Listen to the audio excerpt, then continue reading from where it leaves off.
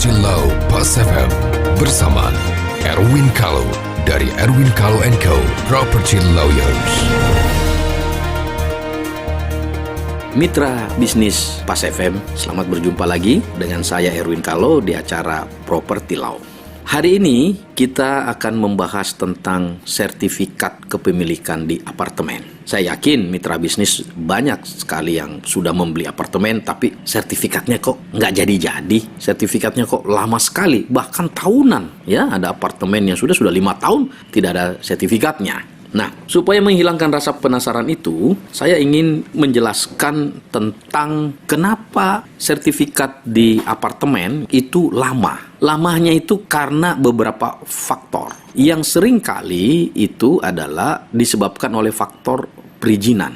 Nah, begini ceritanya mitra bisnis. Apartemen itu perizinannya itu bertahap. Mulai dari izin lokasi, izin pembangunan, bahkan izin penggunaan yang namanya SLF. Sertifikat layak fungsi. Begitu terbit sertifikat layak fungsi baru dapat digunakan. Nah, setelah ada SLF, untuk menjadi sertifikat itu menjadi syarat utama. Nah, untuk menjadi sertifikat juga dibuatlah namanya pertelaan. Ada gambar pertelaan dan uraian pertelaan ya, melalui proses ke BPN dan pengawasan ditandatangan oleh gubernur. Tetapi sebelum itu disahkan atau ditandatangani, Pemda DKI khusus di Jakarta itu akan mengecek apakah fasum-fasos yang diwajibkan kepada pengembang itu sudah terpenuhi semua. Nah, setahu saya dan pengalaman kami adalah yang banyak menunda pertelaan itu di sini fasum-fasos, ya, fasilitas umum dan fasilitas sosial di dalam suatu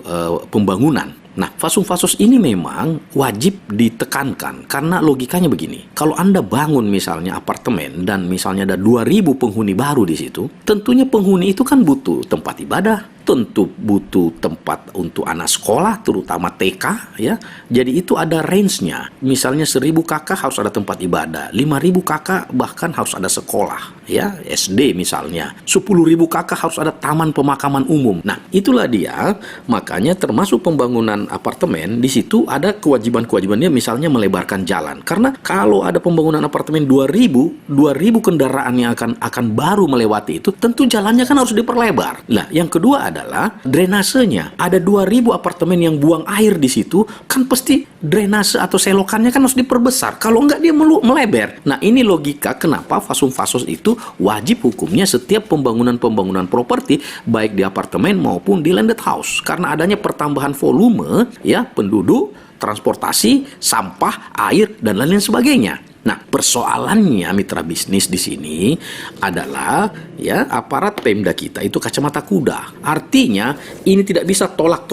Padahal dalam hal ini tidak semua developer itu tidak mau menyerahkan fasum-fasosnya. Tetapi saya mau kasih contoh, ada fasum-fasos yang secara teknis memang belum bisa diserahkan. Saya kasih contoh, ada satu apartemen di belakangnya ada kali, di depan jalan. Dia harus melebarkan kali. Nah, kali ini kalau mau dilebarkan kan harus dari ujung ke ujung toh. Tidak mungkin di tempat dia doang, nanti malah penumpukan di situ. Sama juga pelebaran jalan. Nah, sedangkan kalau ini kebetulan saya kenal developernya mau bikin kali itu malah dilarang, tidak boleh. IMP-nya, izin membangun prasarana, tidak dikasih karena proyeknya belum dijalankan oleh PU, ya, dari ujung ke ujung. Ada banyak macam. Jalan juga kan tidak mungkin jalan itu saya mundurin sendiri, nanti tempat kaki 5. Nah, yang kedua ada pelebaran jalan di daerah komersial. Lah, kalau pelebaran jalan, kalau misalnya daerah Mega Kuningan, terus siapa yang mau jual tanahnya? Artinya ada hal-hal yang tidak bisa kacamata kuda. Mesti ada solusi. Jangan menghambat sesuatu yang memang tidak bisa. Jadi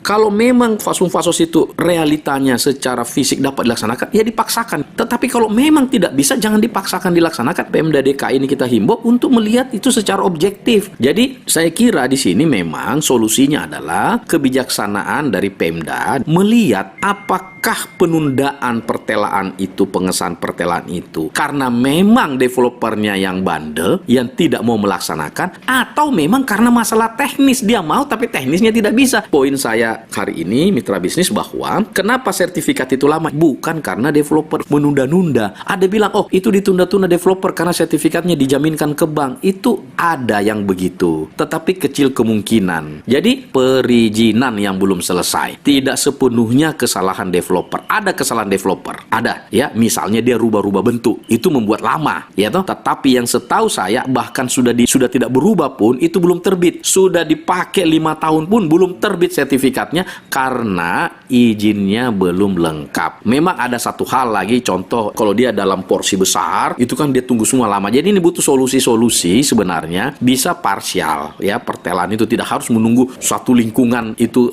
jadi semua. Jadi semua harus ada solusi sepanjang para pihak termasuk BPN bisa melihat hal ini secara bijak. Sekian, saya Erwin Kalo. Semoga bermanfaat. Sampai jumpa di episode akan datang. Terima kasih. Nantikan Property Law Pas FM berikutnya. Bila Anda memiliki pertanyaan Property Law, email ke redaksi@pasfm.com. redaksi@pasfm.com.